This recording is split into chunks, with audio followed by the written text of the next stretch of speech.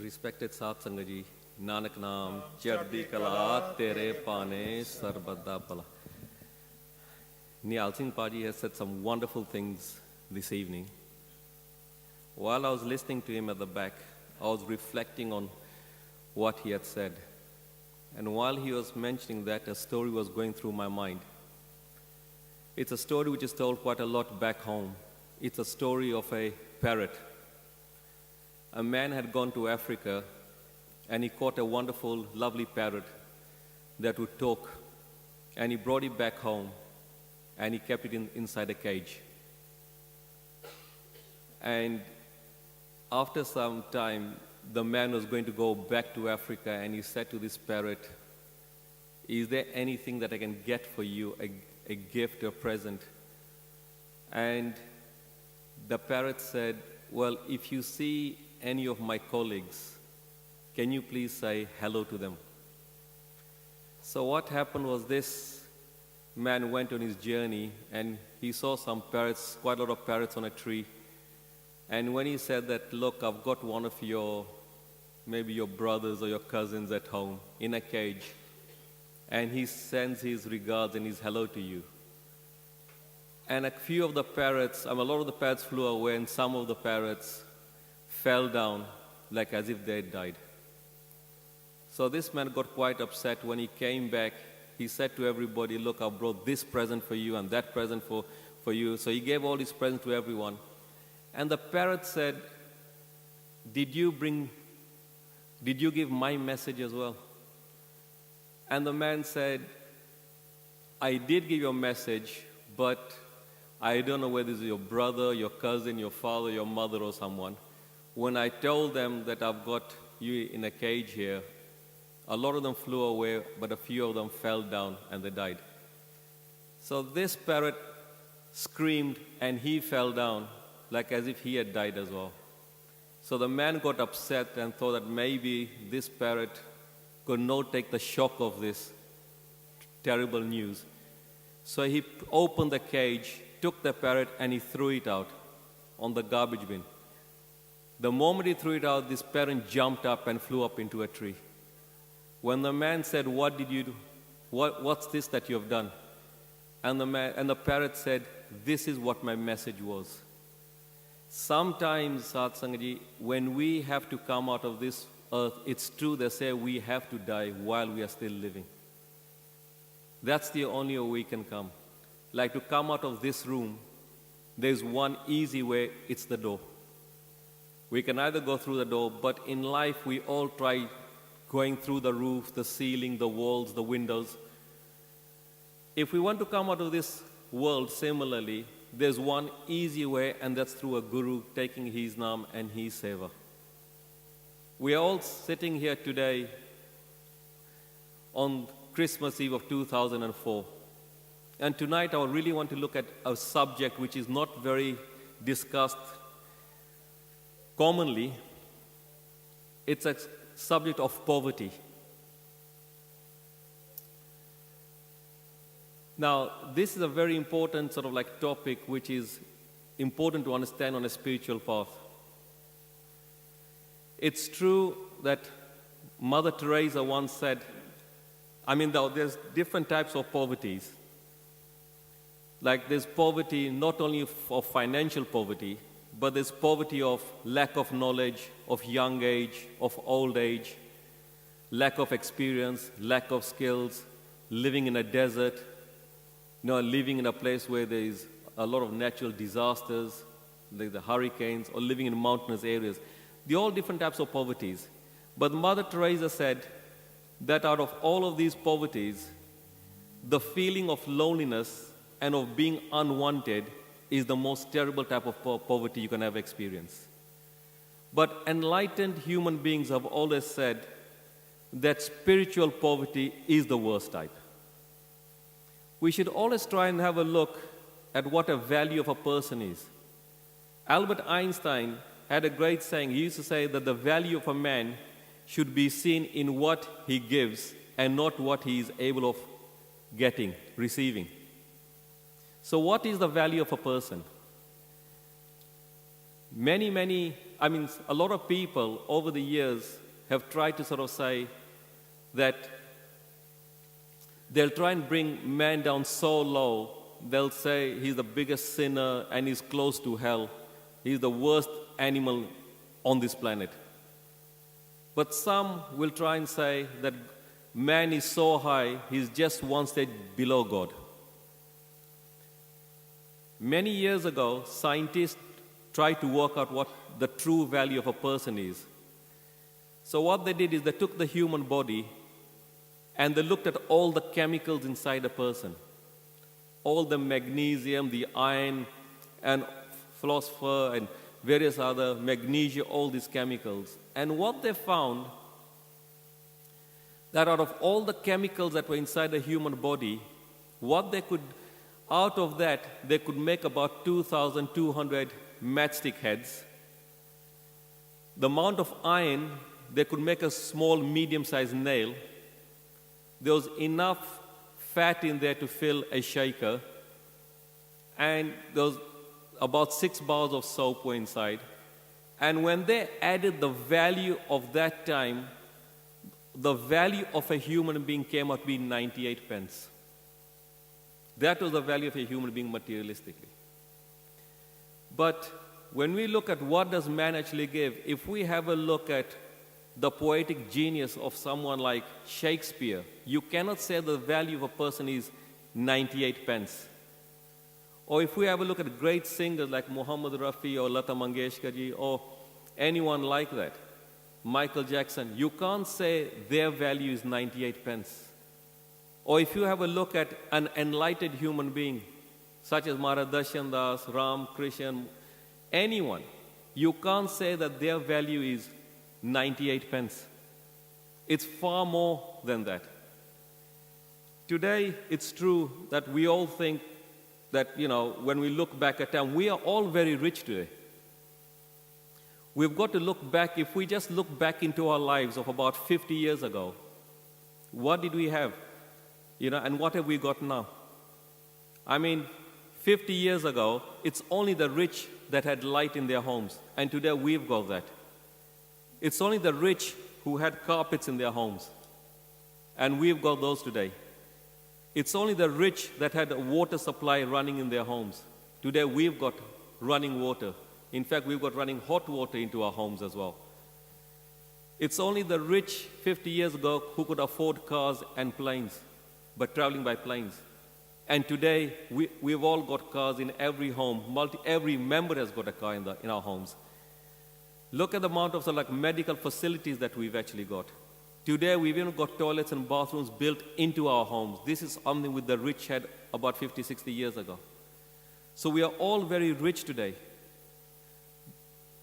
But today, I want to go back when I actually started looking at poverty. If we have a look at the start of any great mission, including our mission here, it all started from poverty. And this is something which we should never ever forget. It is in this poverty that it's true, as there's a great saying that says, when I was poor, I was rich. And when I was rich, I was poor. Because when I was poor, I had God, but when I became rich, I actually lost Him. If we look at our mission here, Mahraz Darshan, there are so many stories of him where he couldn't even afford to buy any shoes, and sevaks had to chip in to buy him just one simple pair of shoes. There were times when he would get onto a rickshaw, and the sevaks would contribute money just for one rickshaw ride. Mahraz Darshan used to take a bowl which they use for carrying mud around, which they carry on the head back home in India, and he would turn that upside down and make chapatis, rotis on there, and then he would clean the inside and he would make dal and feed the Sangha that way. We see that even in the old photographs that we see of Maharaji, we see him, he's sitting out in the open and doing satsangs in the open air where everybody just sitting on the ground with no tents, nothing at all. It is in this poverty that Mahraz Darshan gave us God. If you have a look at Lord Ram, even he left his palace, went in the jungle, and gave us his knowledge there, and gave us God there as well. If you look at Lord Buddha, even he, being a prince, gave up everything, went in the jungles, and then gave us everything. And it is this poverty which makes us all rich. If we look into our lives today, when we have got materialistically so many things, the richness, the knowledge that Mahraz Darshan gave us in our poverty, we are not able to pass even a fraction of that to our children or to the next generation. Even though we are doing satsangs in big halls, in auditoriums, even where Mahraz Darshan eating with simple diet gave us God.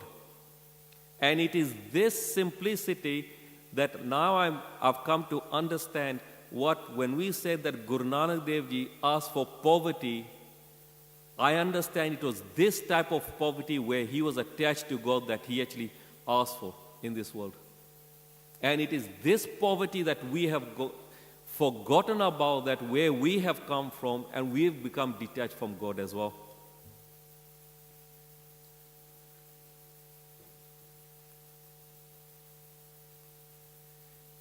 If we have a look back in history, even at the time of Jesus Christ, a simple man who walked around with just one simple pair of clothes and a pair of sandals,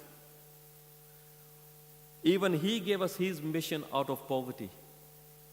But the greatness of that, this simple man, Jesus Christ, he changed the course of the history of the timing of the world when we now use BC and AD. The whole calendar. And when the king at that time who had everything, he could not do anything. On his zamanai palke tarta. That's what a true saint is. One of the great things that we have actually learned from Maharaji here, even after last satsang, which was actually happened, the program that was happened, there was a lot of talk being said about cleansing ourselves, and wherever I go, there's a lot of talk about, getting rid of the 5 sort of like sins of Kam, Krodh, Lomo, Hankar, and things like that. But the good thing is, ever since we met Mahraz Darshan Ji, you will all remember, Maharaj never ever said to us, become pure and then you come to me. He never said, get rid of Kam, Krodh, Lomo, Hankar, then you come to me. He loved us just the way we were. Once a sevak asked Maharaji, he said, Maharaji, if a sevak does something, comes to you, takes naam, and then he goes away, he decides never to come back to you, and he does a lot of bad things in his lifetime. When he comes back to you in heaven, will you still accept him? And Mahraz Darshan gave the example. He said, it's just like if you take a cow and its calf, the calf may be full of mud, but the cow, the mother, will still lick it clean and still accept it.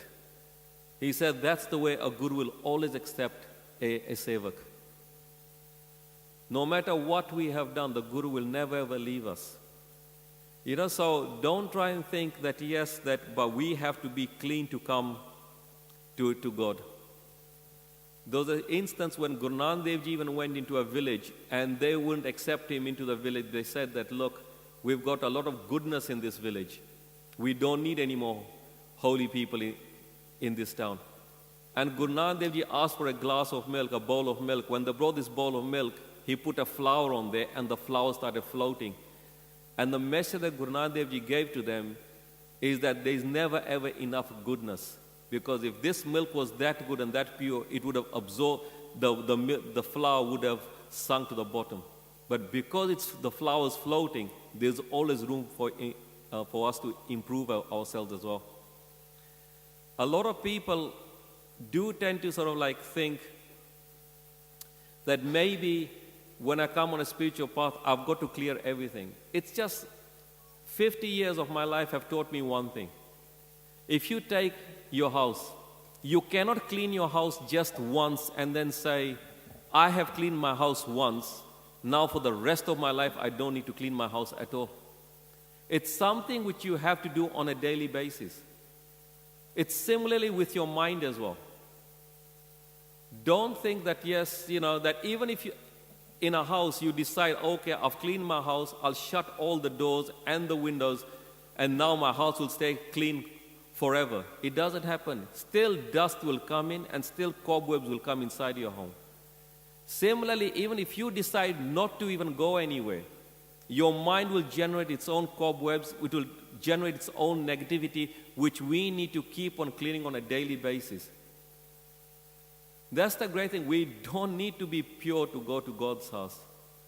We can only try our best. Mahraz Darshan, you have a great saying. You say we have an internal mirror inside us which we can look at constantly and improve ourselves.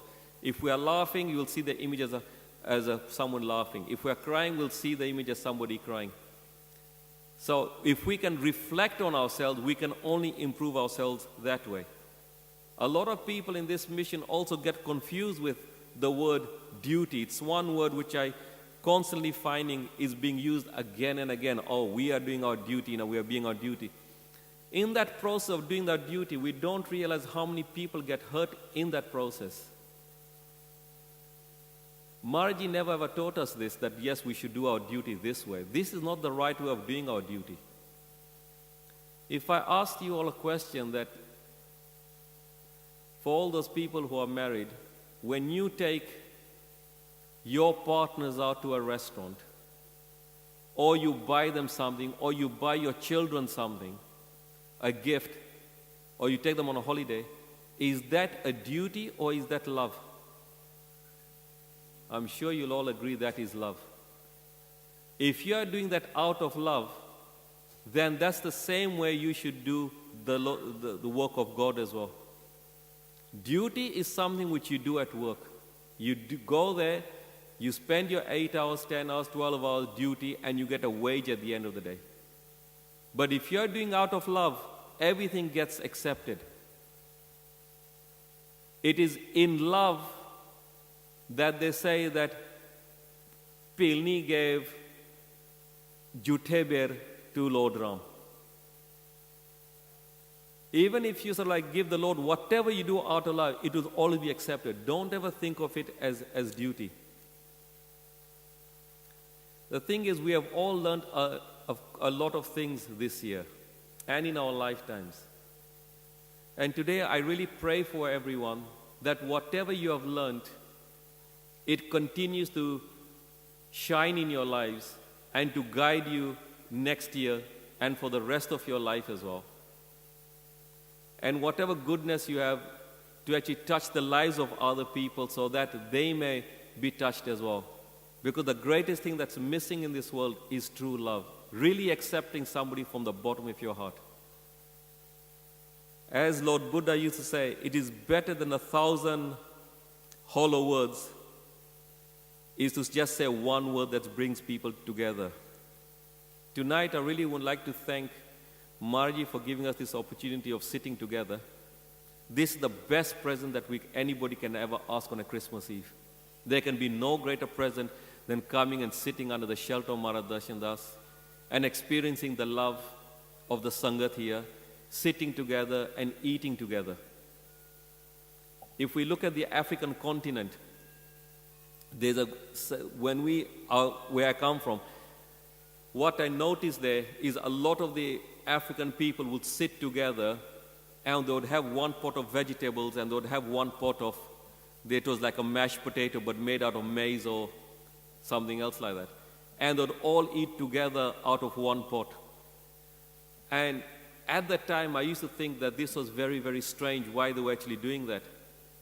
But when I came into this country, I started realizing that look at the love and the connectivity and the bond that's created if we bring one box of pizza at home and everybody starts eating out of the same box. Look at the love that's there and the bond that's actually there.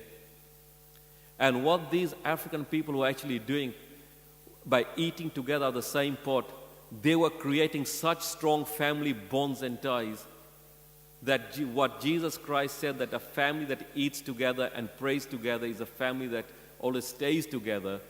For me, the message of eating together was taken to a next level when I realized this unity and this bond. It's something which I encourage you to do with your families as well, to go try and sit and eat together as well. I want to also thank Pamma Paji for hosting this event today. And most of all, I also like to thank the Sadh Sangaji for coming out, because it wouldn't have been possible without you. Chadi Kala Tere Panes. Especially Paji, when I came in, he lit me up. And even to see everybody putting so much effort into their sound system and the practices, it's such an inspiring thing. And really, I've got no words to say to you guys, but just guys, keep it up. There's no egoism here. It's because it's a team effort. We all, as they say, we need the we in order to be the I. So if we want to be good in life, we need the support and love of everyone. We all need to be saying one message with one voice as well. And I hope in the new year we can continue. Paji wants to say something as well. Paji? Sure. 98 pence, chemical value. Chemical value. Is it? Is it? Yes, but it's not the chemical value. That's the scrap value price. That's the spare part price. That's the spare part. Oh, true. Okay, Sadh Sangaji, Nanak Naam, Chadi Kala, Tere Pa. God bless you, everyone, and your families.